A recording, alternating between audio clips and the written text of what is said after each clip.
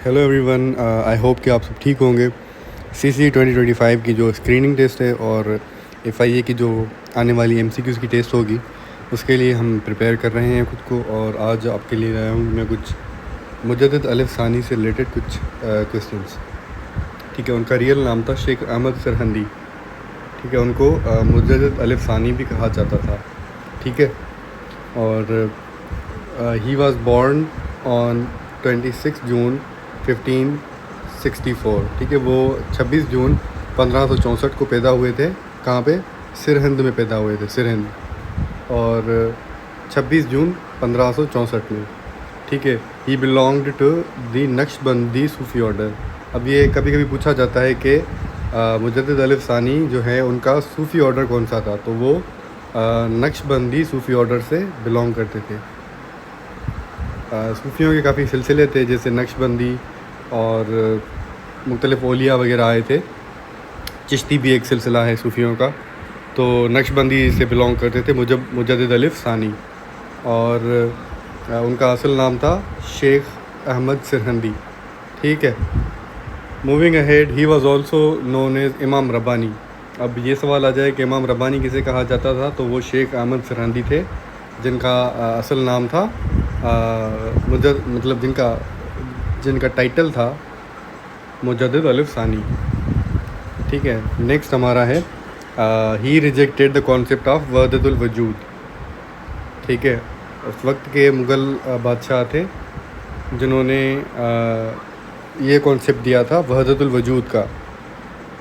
ठीक है, जिसमें उन्होंने मुख्तलिफ़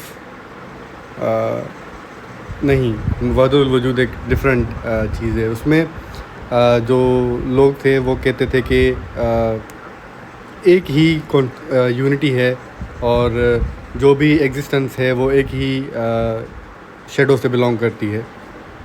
ठीक है, मतलब खुदा हर एक बंदे के अंदर है। इस कॉन्सेप्ट को लोगों ने कुछ एक्सट्रीम तक ले लिया था, और इस कॉन्सेप्ट को शेख अहमद सरहंदी ने रिजेक्ट किया था।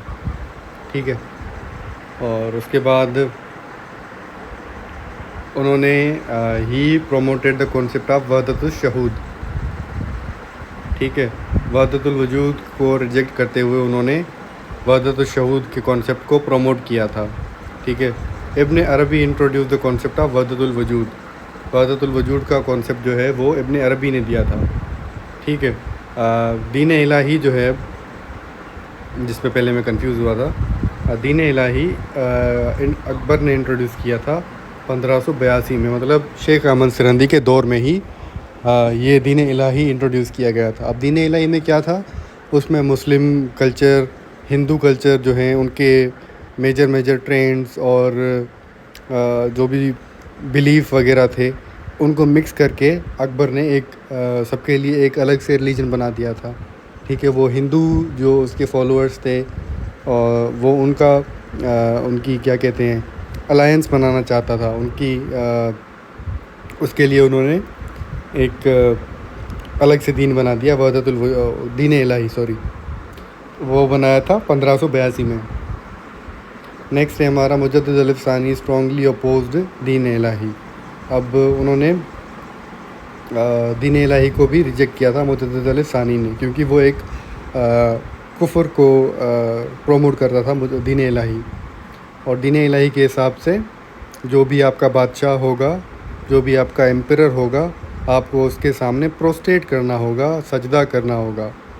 तो इसीलिए मुजद्दिद अलिफ सानी ने इस कॉन्सेप्ट को रिजेक्ट किया था, और ही रिफ्यूज़्ड टू बॉ बिफोर एम्परर जहांगीर। तो जहांगीर के आगे उसने सजदा करने से,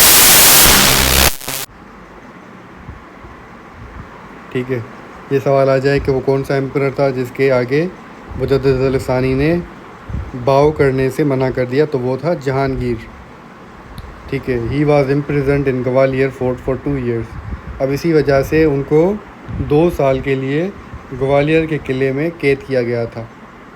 ठीक है, नेक्स्ट है हमारा ही served during the reigns of Akbar and Jahangir. तो उन्होंने 2 बादशाहों की बादशाही देखी थी, वो थे अकबर और जहांगीर। ठीक है, नेक्स्ट है हमारा the title of Mujaddid Alf Sani was given by Maulana Abdul हाकिम। अब ये टाइटल जो है मुजद्दिद अल-अफ़सानी जो कि शेख अहमद सिरंदी को मिला था, वो किसने दिया था? वो मौलाना अब्दुल हाकिम ने दिया था। उन्होंने एक किताब भी लिखी थी, एक मकतूबात इमाम रब्बानी। ये उनकी फ़ेमस किताब है, एक शेख अहमद सिरंदी की, मकतूबात इमाम रब्बानी। नेक्स्ट है हमारा another famous work is Isbatun Nubuwwat. Isbatun Nubuwwat ये भी शेख अहमद सिरंदी की एक किताब है। He also wrote Maarifud Duniya. उन्होंने मारिफुद्दुनिया भी लिखी। मतलब उनके फेमस वर्क्स जो हैं वो भी मैंने आपको बता दिए। और उन्होंने ही emphasised Shariah and तसव्वुफ़। Shariah and तसव्वुफ़, ठीक है। और उनकी वफ़ात कब हुई थी? ही डाइड ऑन 10 दिसंबर 1624। वो 10 दिसंबर 1624 को वफ़ात पा गए थे,